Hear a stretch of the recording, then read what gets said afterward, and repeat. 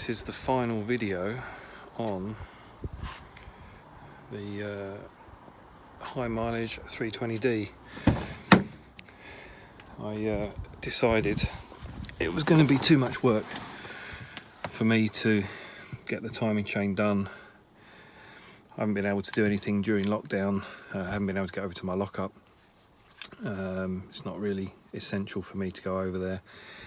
My trailer's got a car on it which needs to be scrapped, and the scrap places were closed, so it's just been too difficult, and I've sold it. I had it up for £1,000, no offers, and eventually someone's agreed to come and buy it, so it's going this afternoon. Quite sad about it really, because it's actually a really nice car inside, and you know, it still starts and runs, albeit a bit noisy, but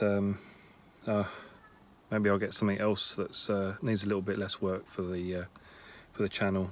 And at some point I'd really like an E92 335i or even a 330i manual gearbox, something that I can maybe use on track and have a bit of fun with. So yeah, that's it for this car.